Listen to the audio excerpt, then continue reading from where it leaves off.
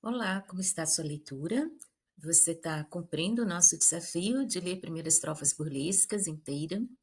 Qual foi o seu poema predileto? Coloca aqui nos comentários, eu vou gostar de saber. O nosso desafio de ler primeiras estrofas burlescas é para que Luiz Gama se torne conhecido. E precisamos divulgar, fazer justiça a esse homem tão importante, né, na luta pela libertação dos escravizados, um homem que desafiou tudo no seu tempo, que foi fazer o curso de direito dos corredores da faculdade, porque ele não podia entrar porque ele era negro e tinha sido um escravizado.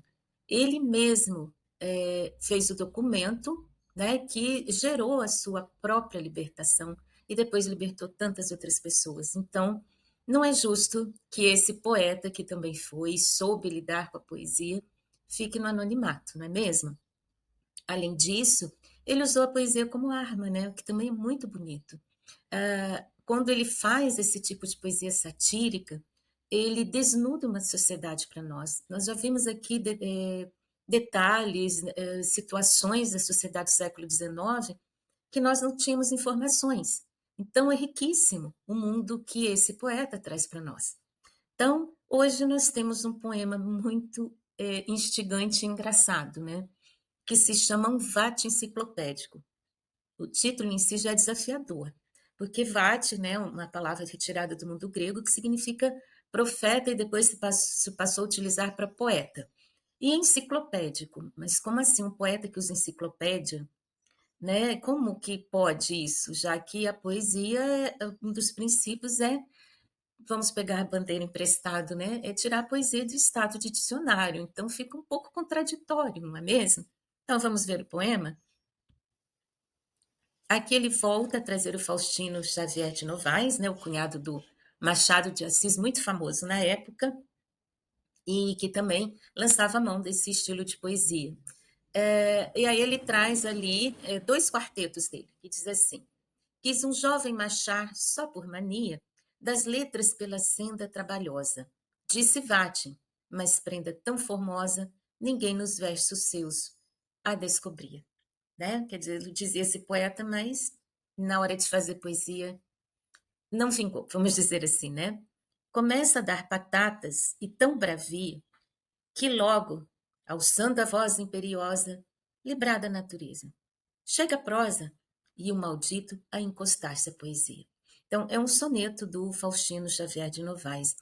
É curioso, nós já vimos em outros poemas dele, inclusive no comentário que eu fiz anterior a este, era um soneto. Toda a regra do soneto está ali do decassílabo. E ele usa, é um trabalho, gente, fazer um soneto. Se você acha que não, experimenta fazer um. Com tudo, com toda a cadência, com as rimas, as acentuações nas sílabas corretas, né? E ele usa isso para ironia, para sátira, né? Então, chega a ser curioso assim, o trabalho que tem a pessoa para fazer isso. E, de certa forma, isso também prova para quem está lendo que essa pessoa domina a técnica, né, de escrever um poema, mesmo que usando, né, no sentido inverso. Ah, mas o Luiz Gama só faz sátira? Não, nós já vimos poemas líricos dele que muito bonitos, muito bem feitos, com cenas muito bem construídas, né, texto muito bem elaborado, o que demonstra que ele também tinha competência para tal. Ah, mas se ele tinha competência para isso, por que ele não usou? Porque ele usou a poesia como arma, gente. Para você destruir, você. Vamos pegar o Bakhtin? É a destruição pelo riso, né? Então vamos adiante.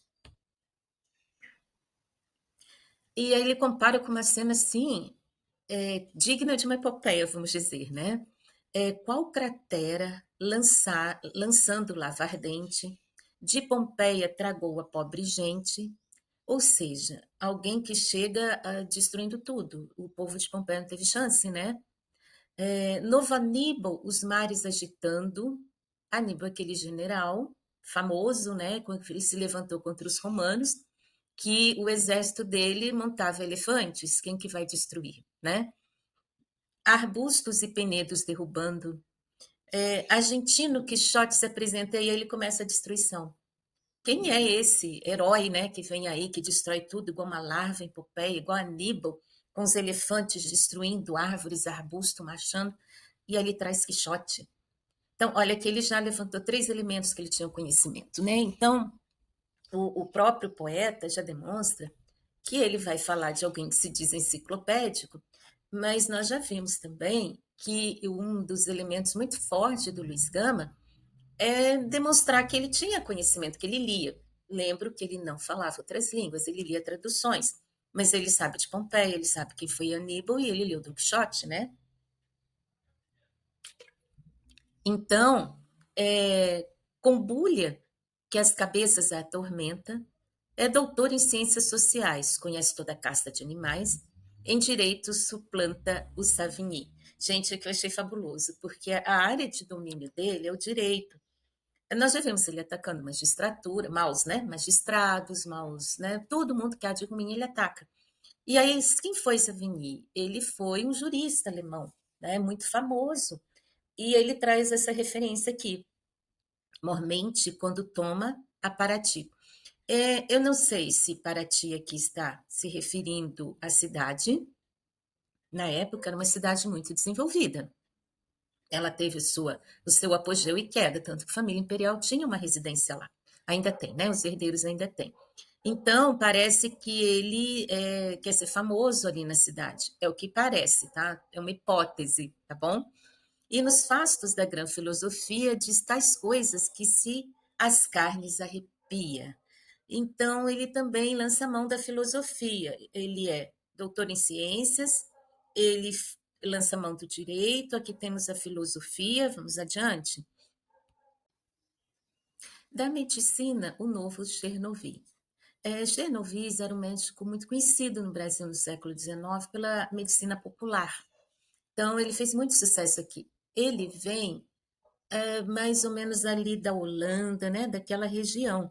Então, ele faz aqui, de novo, uma referência a um contexto de época, né, que para nós é muito rico, né? É muito curioso como ele vai lançando mão, né, dessas informações para fazer essas comparações, né?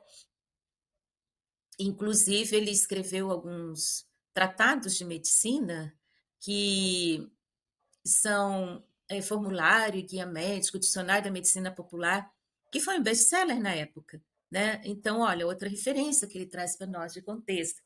Mas a comparação aqui também é para destruir esse VAT, ele não tem aquilo, né? Então, o VAT, se fosse um Chernobyl, seria um que tira do ferro, tira giz. Impossível isso, né? E pior ainda, ele vai para as baias do Parnaso, ou seja, vai assumir o lugar do Pégaso, né? A sabença nos cásculos se lhe aninha. Isso aqui é de uma crueldade, mas assim, muito bem construído, né? Quer dizer, sabedoria nos cascos, que sabedoria é essa, né? E é por todo chamado Dom Fuinha. Um fuinha no século XIX era um termo usado para as pessoas que destruíam. Por quê? Porque fuinha é um animal carnívoro e naquela época ele era muito comum aqui no Brasil e invadia os galinheiros e causava muito dano, né, para as pessoas.